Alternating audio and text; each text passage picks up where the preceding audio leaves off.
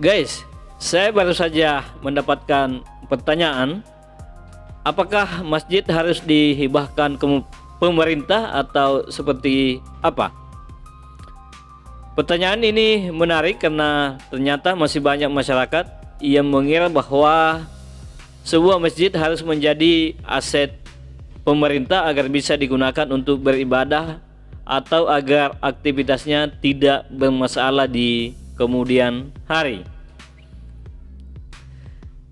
Saya mencoba mencari rujukannya dan seperti inilah uraiannya.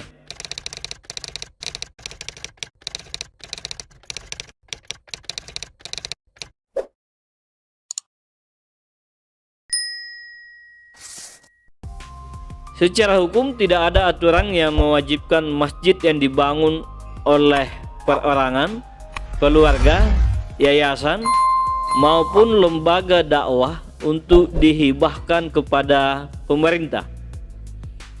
Negara memang memiliki kewenangan mengatur aspek administrasi, legalitas bangunan, tata ruang, dan ketertiban umum. Namun tidak ada ketentuan yang menyatakan bahwa masjid harus menjadi milik pemerintah agar dapat digunakan sebagai tempat ibadah. Artinya, sebuah masjid dapat tetap dikelola oleh yayasan, lembaga dakwah, organisasi kemasyarakatan Islam, ataupun pengurus masjid yang dibentuk masyarakat. Masjid tidak otomatis menjadi aset negara hanya karena digunakan untuk kepentingan umum atau kegiatan keagamaan. Lalu muncul pertanyaan berikutnya, jika tidak harus dihibahkan ke pemerintah, apakah wajib diwakafkan? Jawabannya juga tidak sesederhana itu. Dalam hukum negara, tidak ada kewajiban yang memaksa setiap masjid harus diwakafkan. Namun dalam praktek keagamaan dan tata kelola aset umat, wakaf menjadi pilihan yang sangat dianjurkan karena memberikan kepastian hukum terhadap status tanah dan bangunan masjid. Disinilah sebenarnya inti persoalannya, bukan soal pemerintah atau bukan pemerintah, bukan pula soal siapa yang paling berjasa membangun masjid. Yang jauh lebih penting adalah kejelasan status asetnya. Banyak sengketa masjid di berbagai daerah justru tidak berawal dari campur tangan pemerintah.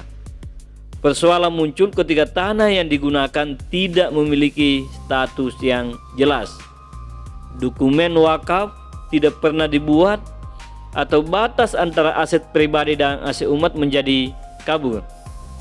Selama pendirinya masih hidup, semuanya tampak baik-baik saja. Namun ketika terjadi pergantian generasi, muncul ahli waris, pergantian pengurus, atau perbedaan pandangan dalam pengelolaan, konflik mulai bermunculan. Karena itu, wakaf sesungguhnya bukan sekedar urusan administrasi. Wakaf adalah cara untuk memastikannya baik seseorang tetap terlindungi hingga puluhan bahkan ratusan tahun ke depan. Ketika tanah telah diwakafkan, aset tersebut tidak lagi menjadi milik pribadi yang dapat diwariskan, diperjualbelikan, atau diperebutkan oleh pihak tertentu. Statusnya berubah menjadi aset yang diperuntukkan bagi kemaslahatan umat. Tidak sedikit pula masjid dan lembaga dakwah yang lahir dari pengorbanan seorang pendiri.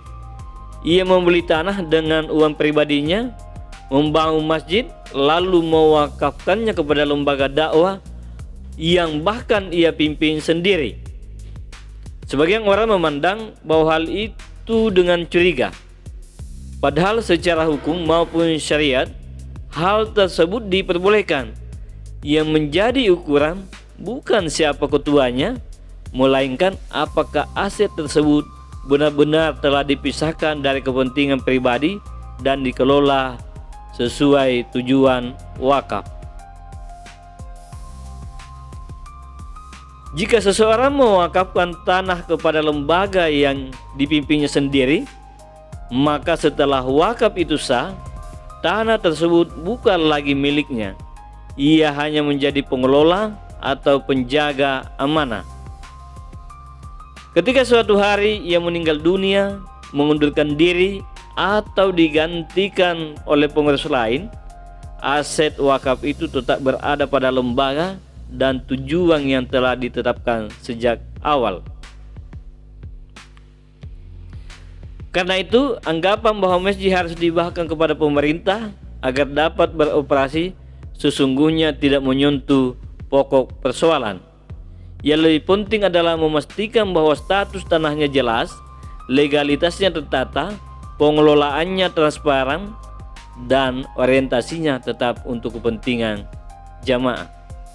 Pada akhirnya, masjid tidak dibangun untuk satu orang, satu keluarga, satu kelompok, ataupun satu periode kepengurusan. Masjid dibangun untuk umat, dan aset umat akan jauh lebih kuat jika berdiri di atas kepastian hukum, tata kelola yang sehat, serta amanah yang dijaga bersama.